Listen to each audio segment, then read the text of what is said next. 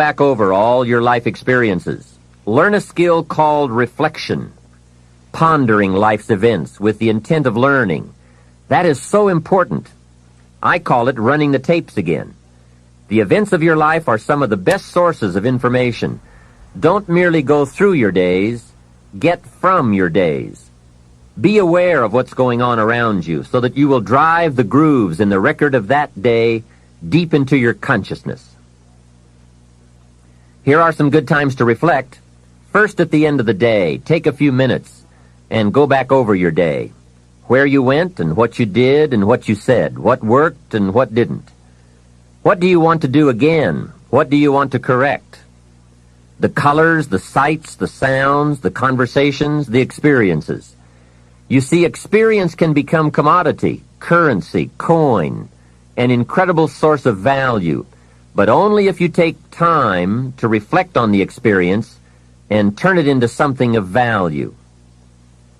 As we mentioned in our first fundamental, it's not what happens that makes the difference in how your life works out, but rather what you do about what happens. And part of doing something about what happens is this process of reflection, studying an event in order to glean valuable information from it. Another time to reflect is at the end of the week. Take a few hours. Take a half a day at the end of the month. Take a weekend at the end of the year. Reason? To make the past more valuable. Sophisticated people have learned how to gather up the past and invest it in the future. When my father was about to celebrate his 76th birthday, I said to him, "Father, can you imagine what it's going to be like to gather up the last 75 years and invest them in your 76th? That's how life can become productive and exciting. Not just living one more year, but gathering up the years and investing them in the next one."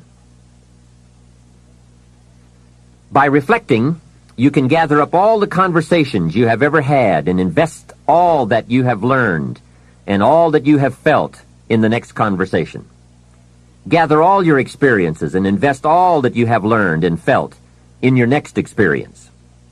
And the more value, the more substance, the more information, the more wisdom you can gather from all of your yesterdays, the more exciting your future becomes.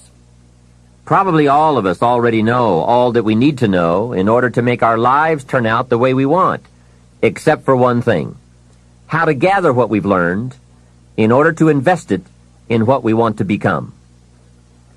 So start a new discipline that can lead to wealth and happiness.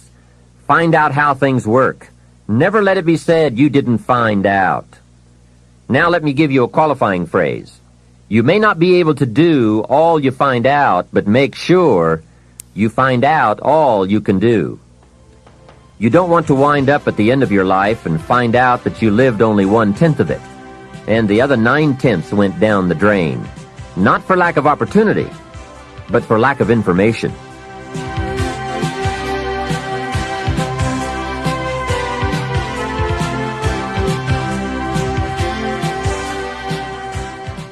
Let me share with you two of the best sources of information available. First, as we have mentioned, learn from your own experiences. Become a good student of your own life. It's the information you are most familiar with and feel the strongest about. So make your own life one of your most important studies. And in studying your own life, be sure to study the negative as well as the positive, your failures as well as your successes. Our so-called failures serve us well when they teach us valuable information. They're frequently better teachers than our successes. One of the ways we learn how to do something right is simply by doing it wrong. Doing it wrong is a great school for learning. Now I would suggest that you not take too long. If you've done it wrong for 10 years, I wouldn't suggest another 10. But what a close at hand and emotionally impactful way to learn from your own experiences. When I met Mr. Schoaf, I had been working 6 years. I started when I was 19, and when I met him, I was 25. He said to me, "Mr. Rohn, you have been working now for 6 years. How are you doing?" I said, "Not very well." He said, "Then I suggest you not do that anymore." 6 years is long enough to operate the wrong plan. Next he asked, "How much money have you saved in the last 6 years?" I said, Not any. He said, "Who sold you on that plan 6 years ago?" What a fantastic question. Where did I get my present plan that wasn't working well? Hey, everyone has bought someone's plan. The question is, whose? Whose plan have you bought? Now, those initial confrontations as you come to grips with your own past experiences may be a little painful at first, especially if you have made as many errors as I did. But think of the progress you can make when you have finally confronted those errors by becoming a better student of your own life. Now, the next way to learn is from other people's experiences. And remember, you can learn from other people whether they have done it right or wrong. You can learn from negative as well as positive. The Bible is such a great book because it is a collection of human stories on both sides of the ledger. One list of human stories is called examples. Do what these people did. And the other list of human stories is called warnings. Don't do what these clods did. What a wealth of information. What to do and what not to do. I think it also means, however, that if your story ever gets in somebody's book, make sure they use it as an example, not a warning. There are 3 ways to learn from other people. The first is to listen to the cassettes and read the books by and about people who've accomplished great things. All the successful people I know and work with around the world are good readers. They just read. They are so curious that they are driven to read because they just have to know.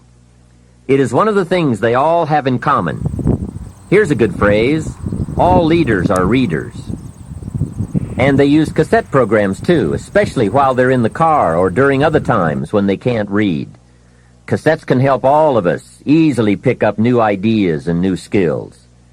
Did you know there are cassettes and books on how to be stronger, more decisive, a better speaker, a more effective leader, have a better effect on other people, become more loving, develop personality, get rich, develop influence, become sophisticated, and people don't use them? How would you explain that?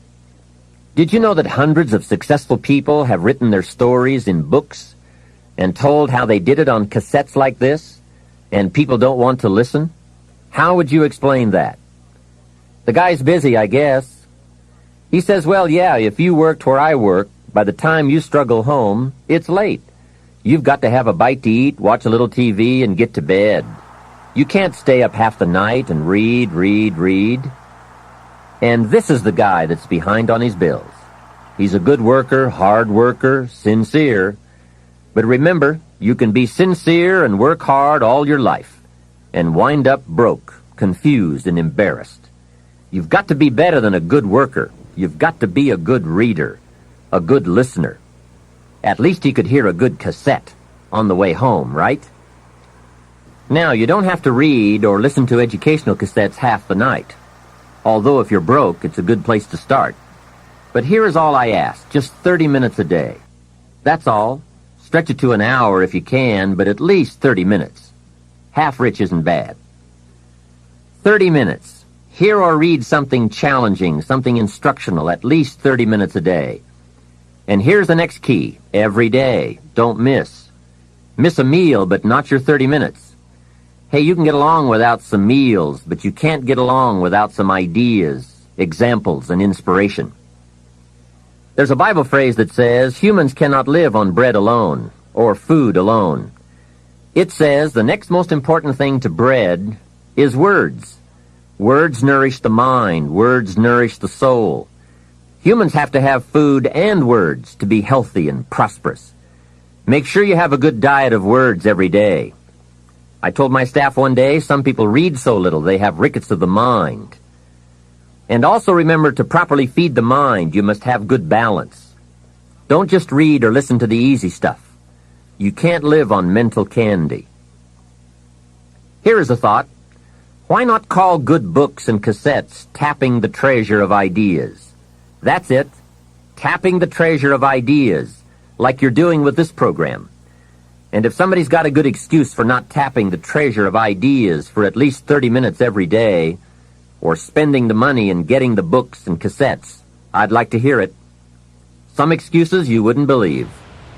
I say, John, I've got this gold mine. I've got so much gold, I don't know what to do with it all. Come on over and dig. John says, I don't have a shovel. I say, well, John, get you one. He says, do you know what they want for shovels? Hey, invest the money. Get the cassettes and books. The best money you can spend is money invested in your self-education. Don't shortchange yourself when it comes to investing in your own better future. Mr. Schoaf got me started on my library when I first met him. He said to me, become self-educated. Standard education will get you standard results. Check those numbers and see if that's what you want. And if it isn't, if you want something better than standard, you must become self-educated. So I went to work on my library, and I now have one of the best. Schoaf recommended a couple of books in particular to get me started. Now, I had a Bible, that's 66 books, so that was a pretty good start, and my parents saw to it that I had a good study of the Bible. But the first book Mr. Schoaf told me to get was the book Think and Grow Rich by Napoleon Hill. If you don't already have it, it's a great one to add to your library. Earl Nightingale has put it on cassette. The title should intrigue you, Think and Grow Rich. I read it several dozen times. Schoaf said repetition is the mother of skill. And if you could have seen my bank account at the time, you would have known I needed lots of that kind of repetition. Some of the ideas in that book made major changes in my life. As I look back now, the book was worth thousands, and I bought it for pennies. I learned a very valuable lesson. There can be a great deal of difference between cost and value. Before I met Mr. Schoaf, I used to ask, how much does it cost? After I met him, however, I soon learned to ask, how much is it worth? I started basing my life on worth instead of cost, and everything changed. So that was one book he recommended, Think and Grow Rich. The next book he recommended I get was a book on nutrition. Schoaf said, study nutrition. Vitality plays an important part in doing well. Some people don't do well because they don't feel well. It's not that they're not intelligent. It's that they're ill. They don't have the fire and the vitality to do well. So he really got on me about nutrition. Now, some of those health books are a bit weird, but you can separate out the weird stuff. There are cassettes on nutrition, too. Remember, don't be a follower.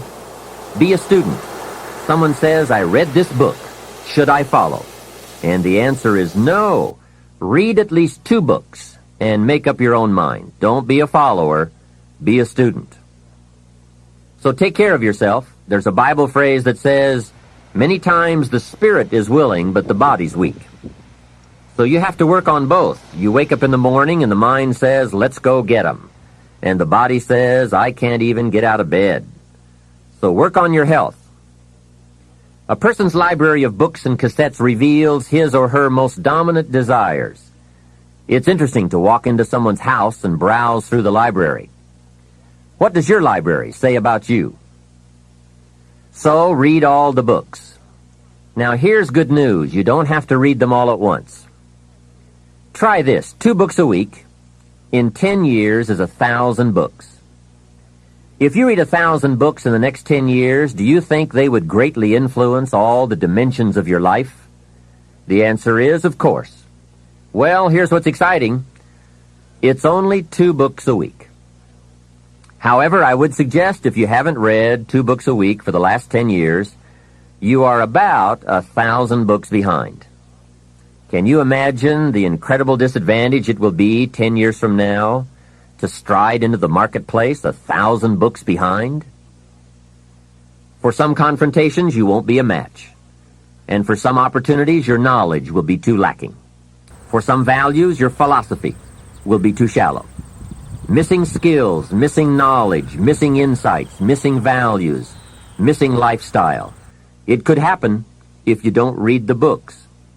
Remember, the book you don't read won't help. You can't read too many books, but you can read too few. Now, the next way to learn from others is to listen. Become a great listener. Get around successful people and listen. Listen to what they say, and listen to how they say it. There is something to be said for style as well as content. And never has listening to successful people been easier or less costly than it is today. With cassettes like the one you're listening to now, you can own cassette programs by and about the most successful people in any field. And you can listen to their ideas while you do something else. While driving your car, exercising, getting dressed in the morning, anytime. Listen over and over again until their ideas become your ideas. Their inspiration, your inspiration. A lot of the books you're anxious to read, such as Think and Grow Rich, have been condensed and narrated on cassette. Your cassette library of great authors and ideas can be the investment with the greatest return of all. Great cassettes will do more than teach you great ideas. They'll also remind you of the important things you already know but sometimes forget. They'll lift your spirit.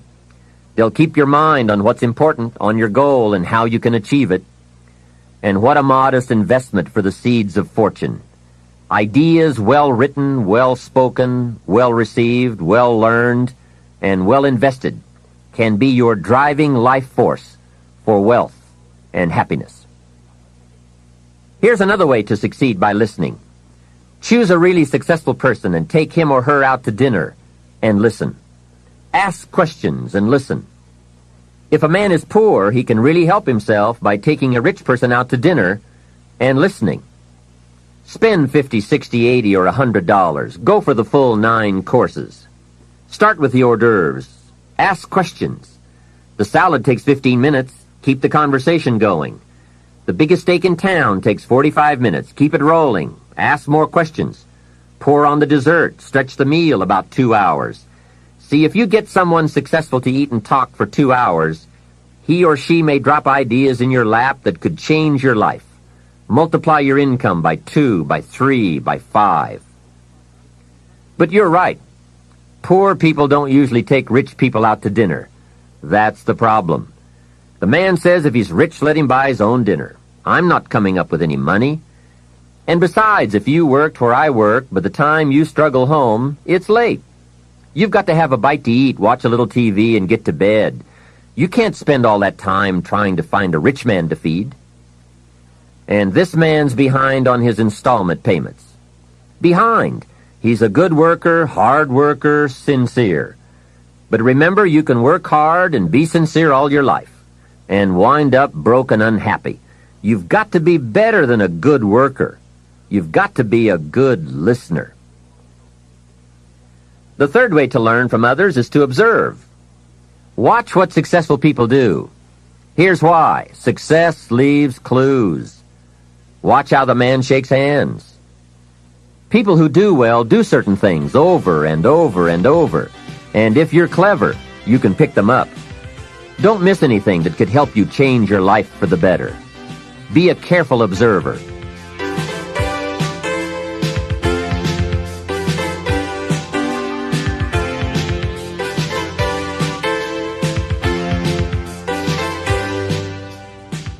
We have covered a lot of ideas in this part, but what a major fundamental to wealth and happiness: the consistent, disciplined, purposeful, constant search for knowledge. It's where the life-changing ideas are. Pursue it with high expectations. Spend the money and time and the effort. They're all investments, time, effort, and money. But the payoff is so great, it's hard to compare the cost to the reward. First is the money, and it does take some money. I have a great suggestion for the cassettes and the books and the lectures, the seminars, and the videos you need for a constant flow of ideas and inspiration. Set up an educational fund. Take a portion of your income each month and set it aside to invest in all the means of the search for knowledge. Remember, the best money spent is the money spent to cultivate the genius of your own mind and spirit. Make sure you don't spend more for accommodation than you do for education. The money, small price. The promise, unlimited potential. Next is the time. That is a valuable expenditure. I understand that. To ask people for their money, that's one thing, but to ask them for their time, that's a major request. But I don't know any shortcuts to this. It takes time, precious time. The time you spend is that much less time you have to spend. You can get more money, but you can't get more time. However, life has a unique way of rewarding high investment with high return. This major investment you're making now, listening, could be that small fine-tuning you need for major accomplishment. And last, the investment in effort. There is a great deal of difference in casual listening and serious listening.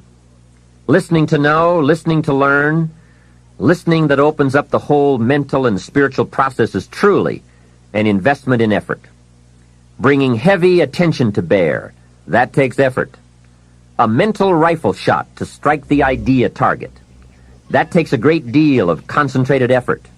However, this effort, high-gear mental machinery, is the effort investment that opens the floodgates where ideas can work their magic for you in the marketplace. So, I do not hesitate to ask you to spend in deliberate, consistent fashion the money and the time and the effort. It's an investment that turns on the lights, opens the windows, sharpens the focus, and starts turning wishes into pride and product, wealth, and happiness. Of all the assignments Mr. Schoaf gave me in those early days when we were working together, personal development was probably my most challenging. Some things he taught me I caught on to right away, and some things took longer than I want to admit. This one I've been working on all these years, and I'm certainly not finished. I guess it is a lifetime project, seeing what you can become. Personal development is truly the key to the good life. You see, what you become is far more important than what you get. The most important question to ask on the job is not, what am I getting? The most important question is, what am I becoming? However, it is also true that what you become directly influences what you get. Most of what we have attracted by the person we have become. So here's the great challenge of life. You can have more than you've got because you can become more than you are. That is the great focus of attention for life change. Now, on the other side of the coin it reads, unless you change how you are, you'll always have what you've got. I've discovered that income does not usually exceed personal development. Sometimes income takes a lucky jump, but unless you keep growing out where it is, it will usually come back where you are. If someone hands you $1 million, best you become a millionaire quickly, so you can keep the money. Life has strange ways. A very rich man once said, if you took all the money in the world and divided it equally among everybody, it would soon all be back in the same pockets. I guess it is hard to keep what you haven't attracted by your own personal development. Personal development, how important. Remember, the major key to your better future is you. That's a sentence with a lot of value. I suggest you put it up somewhere for a while where you can see it every day, just to remind you as you put your day together. I call it the silent seminar. The major key to your better future is you. For a share of my life, I didn't understand the importance of that phrase. Among a lot of things I didn't understand back in those early days. Back then, some things used to puzzle me. I used to wonder why two people could work for the same company and one make twice as much money. Why would one person be paid $2,000 a month and the other person $4,000 if it was the same company, same product, same service, same training, same weather, same traffic? Maybe they were the same age and went to the same school. Wouldn't that be a puzzle? Why would one person do twice as well? Speaking economically, I know there are many ways to do well, but in this narrow area called compensation, what is the difference? What is the difference between $2,000 and $4,000 a month? And I don't mean $2,000. I could figure that out. Well, back then I tried to figure it out best I could. I thought time makes some of the difference. Some people do better because they have more time. I used to say, Harold ought to do well. He's got a lot of time. If I had all of Harold's time, I could do well. Now, that's got to be dumb, right? You can't get someone else's time. A man once said to me if I had some extra time, I could make some extra money. I said, then you have to forget it. There isn't any more time. Where would you find any? Hey, when the clock strikes 12 midnight, that's about it. It's over. There isn't any more time. If you insist on finding more than 24 hours a day, they will come and take you away. So if we can't get more time, what could we get that would make the difference in economic results? And the answer is value. Value makes the difference. You can't get more time, but you can become more valuable. So value makes a major difference in how much money you earn. Now, here's a primary lesson in economics. We get paid for value. Bringing value to the marketplace is how we get paid. Whether you work on a job or whether you bring goods and services, we get paid for the value. Now, I know it takes time to bring value to the marketplace, but you don't get paid for the time. You get paid for the value. Mistakenly, the man says, I'm getting $20 an hour. And the correction is, no, not for the hour. If that was true, you could just stay home and have them send you your money. No, you don't get paid for an hour. You get paid for the value you put in an hour. An hour is simply a convenient way to measure the value. So one of the important questions to ask is it possible to become twice as valuable and make twice as much money in the same time? Could you become 3 times as valuable and make 3 times as much money in the same time? And the answer is, of course. Yes, you can become more valuable if, and it's always if, right? Life is known as the big if. Harry Truman once said, life is iffy. How true. And here's the big if we are going to consider. It's possible to earn 2 or 3 or more times as much money in the same amount of time if you go to work primarily on yourself. And that's what we're considering in this session, learning to work primarily on ourselves. Mr. Schoaf put it to me this way when I first met him. He said, Mr. Rohn, if you wish to be wealthy and happy, learn this lesson well.